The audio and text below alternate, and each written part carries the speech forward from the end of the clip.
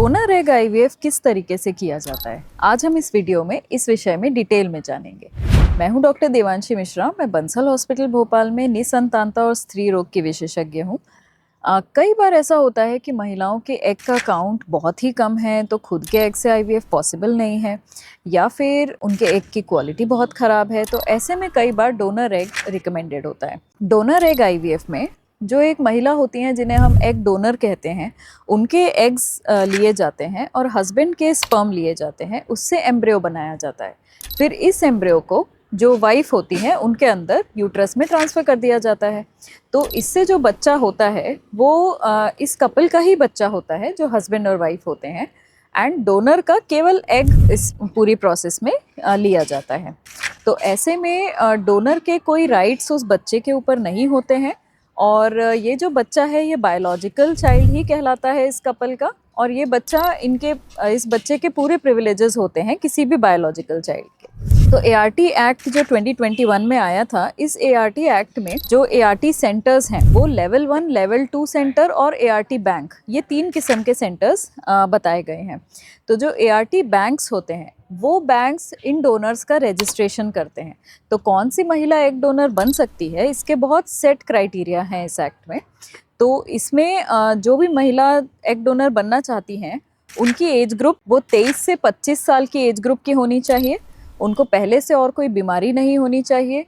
उनका पूरा स्क्रीनिंग होता है जिसमें कि हम वायरल मार्कर्स देखते हैं, जो खून से फैलने वाली बीमारियां हैं, कहीं उनको वो कोई बीमारी तो नहीं है, जैसे एचआईवी एड्स, एचबीएस, एचसीवी और सिफिलिस। तो ये वाली बीमारियों के लिए उन्हें स्क्रीन किया जाता है। उन्हें ब्लड से संबंधित कोई समस्या तो नहीं है, जैसे कि सिकल सेल डिजीज़, थैलेसीमिया, जो कि उनके जीन्स के थ्रू ट्रांसमिट होकर बच्चे में आ सके, ऐसी कोई हीमोग्लोबिनोपैथी तो नहीं है, इसके लिए भी उन्हें स्क्रीन किया जाता है। फिर जिन महिलाओं को एग डोनेशन के लिए एलिजिबल पाया जाता है उनका स्टिमुलेशन किया जाता है। तो उनका स्टिमुलेशन वैसे ही होता है जैसे कि आईवीएफ में ओवेरियन स्टिमुलेशन किया जाता है, जिसमें कि 10 दिन करीब इंजेक्शंस लगते हैं और सोनोग्राफीज होती हैं। फिर जब उनको ट्रिगर का इंजेक्शन लग जाता है, जो कि फाइनल इंजेक्शन होता है, उस इंजेक्शन के बाद फिर पिकअप की प्रोसेस के लिए वो एआरटी बैंक से जो भी डेजिग्नेटेड सेंटर है जहाँ पे कि डोनर बुक की गई है, वहाँ पे उन्हें भेज दिया जाता है। तो जिस भी सेंटर पे आईवीएफ होना है उस सेंटर पे फिर उन डोनर का पिकअप का प्रोसीजर होता है। तो उसके लिए फिर वो भर्ती होती हैं, और जिस दिन हम उनका एग रिट्रीवल करते हैं उस दिन फिर हस्बैंड को सीमन सैंपल देना होता है। तो फिर उस दिन हम एम्ब्रियोज बनाते हैं। तो डोनर के एग हस्बैंड के स्पर्म से मिला के हम एम्ब्रियो बनाते हैं।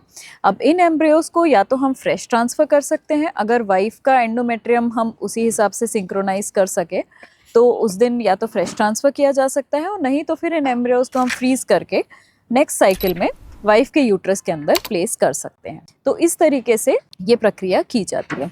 कोई भी महिला जीवन में केवल एक ही बार अपना एग डोनेशन कर सकती है। इन डोनर की स्क्रीनिंग, इनके रिकॉर्ड्स मेंटेन होना, इनका रजिस्ट्रेशन, ये सारा एआरटी बैंक्स में किया जाता है। तो एआरटी बैंक्स की ही रिस्पॉन्सिबिलिटी होती है। डोनर की आइडेंटिटी कॉन्फिडेंशियल होती है, मतलब कि डोनर एग्रीमेंट साइन करके देना होता है कंसेंट फॉर्म में कि वो रेसिपिएंट से किसी भी तरीके से कांटेक्ट में नहीं रहेंगी, और उस बच्चे को भी उनकी आइडेंटिटी नहीं बताई जाएगी कि डोनर कौन है, क्योंकि इससे कई कॉम्प्लिकेशंस आगे चल के आते हैं।